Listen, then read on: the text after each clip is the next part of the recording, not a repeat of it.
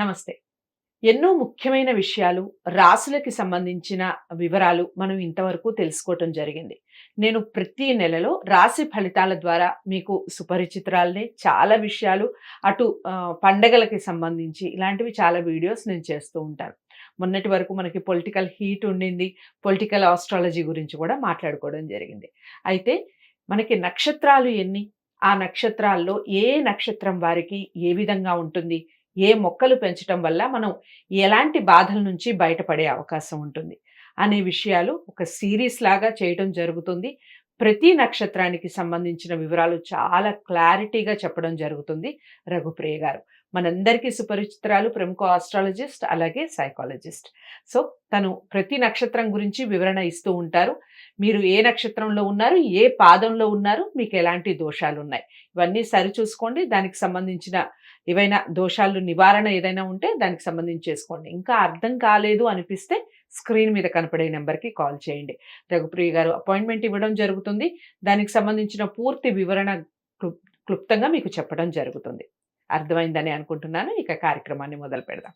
నమస్కారం. నమస్తే. రఘుప్రియ గారు, ఇక నెక్స్ట్ వచ్చేసి మనకి సింహరాశి అలాగే కన్యా రాశి. రెండు కలిపే చెప్తున్నాం కాబట్టి వీడియో చిన్నగా ఉంటున్నాయి కాబట్టి సింహరాశి వారు కానీ కన్యా రాశి వారు కానీ ఎవరైనా కూడా వీడియోని తప్పకుండా ఫస్ట్ నుంచి లాస్ట్ వరకు చూసే ప్రయత్నం చేయండి. ఈ రాశిలోకి పునర్వసు నక్షత్రం వస్తుంది. వీళ్ళ లక్షణాలు ఎలా ఉంటాయంటే, పునర్వసు నక్షత్రం ఎవరిదమ్మా? రాముల వారిది. ఆయన ఎలా ఉంటాడు? సౌమ్యంగా ఉంటారు. అలాగే ఈ రాశి వాళ్ళు కూడా మృదు స్వభావులు, మంచి స్వభావం కలిగిన వాళ్ళు అనమాట. అల్ప సంతోషులు. చిన్నది చేస్తే వాళ్ళు ఎంతో గుర్తు పెట్టుకుని చాలా హ్యాపీ ఫీల్ అవుతారు. చిన్నదైనా సరే వాళ్ళు తృప్తి పరులు అనమాట. అల్ప సంతోషులు, ప్రతి చిన్నదానికి సంతోషపడుతుంటారు. కాగా రోగులు అంటే వాత సంబంధితమై చిన్న చిన్నవి కూడా వాళ్ళకి అటాక్ అయ్యే అవకాశం ఉంటుంది. పెద్దవే కాకుండా చిన్నవి కూడా కొంచెం తొందరగా అటాక్ అవుతాయి. సో అయితే ఇప్పుడు వీళ్ళ దోషాల గురించి చెప్పాలి అంటే 1, 2, 3, 4 పాదాలు అన్నీ మంచివే, ఏ దోషము లేదు. రాములవారి కాబట్టి ఏ విధమైన శాంతి కూడా అసలు దోషం లేదు అంటే శాంతి లేదు. ఇప్పుడు వీళ్ళు ఏ వృక్షాలు పెంచాలి అంటే, పునర్వసు నక్షత్ర జాతకులు వెదురు లేదా గన్నేరు, వెదురు లేదా గన్నేరు, ఈ రెండిట్లో ఏదో ఒకటి, రెండు అయితే కాదు. వాళ్ళకి ఏది సౌలభ్యమో చూసుకుని ఏ గన్నేరైనా పర్వాలేదు. గన్నేరు మొక్క అయి ఉండాలి, వెదురు మొక్క అయి ఉండాలి. దీనికి ఇంకొక చిన్న విషయం ఏంటంటే, గన్నేరుని ఇంట్లో పెంచుకుని వాళ్ళకి వీలున్నంత వరకు వెదురుని తీసుకెళ్ళి ఇంట్లో పెంచి కొంచెం పెద్ద అయిన తర్వాత తీసుకెళ్లి గుడిలో ఇచ్చేస్తే విశేషమైన ఫలితం ఉంటుంది. అయితే వీళ్ళు ఇది చేయడం వల్ల ఏంటంటే, ఊపిరితిత్తుకు సంబంధించిన వ్యాధుల నుంచి దూరంగా ఉంటారు. ఒకవేళ వచ్చినా ఉపశమనం కలుగుతుంది. అయితే దీనిలో ఈ పునర్వసు నక్షత్రం దానికి బాలింతలు కూడా మనం వారిని కూడా దృష్టిలో పెట్టుకోవాలి. బాలింతల తరపున ఎవరైనా వారి ఇంట్లో వాళ్ళు కనుక ఈ నక్షత్రం వాళ్ళు ఈ మొక్కల్ని కనుక పెంచితే పాలకి లోటు ఉండదు.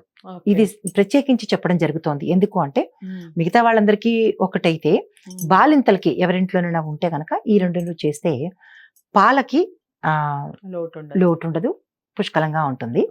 అయితే జటిలమైన సమస్యలు వచ్చినా కానీ, అంటే వాళ్ళకి ఇంటర్నల్ గా పురుడైనప్పుడు ఏమైనా ప్రాబ్లమ్స్ ఉంటే కనుక తొందరగా బయటపడతారు.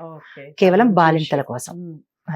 మంచి విషయం చెప్పారు. ఇక కన్యా రాశికి పుష్యమి నక్షత్రం వాళ్ళ లక్షణాలు ఎలా ఉంటాయంటే, వీళ్ళు చాలా శాంత స్వభావాలు, మృదు స్వభావాలు అనమాట. దేనికి గబుక్కన కోపగించుకోవడం అలా ఉండదు. చాలా సెన్సిటివ్ మైండ్ పీపుల్ అనమాట. అయితే పండితులు, ధర్మపరాయణులు. వీరు శాస్త్రాలన్నీ తెలిసిన వాళ్ళు అయి ఉంటారు, ధర్మాన్ని పాటించే వాళ్ళు అయి ఉంటారు.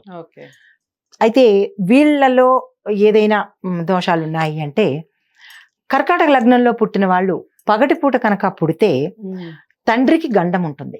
దోషం వేరు, గండం వేరు. తండ్రికి గండం ఉంటుంది.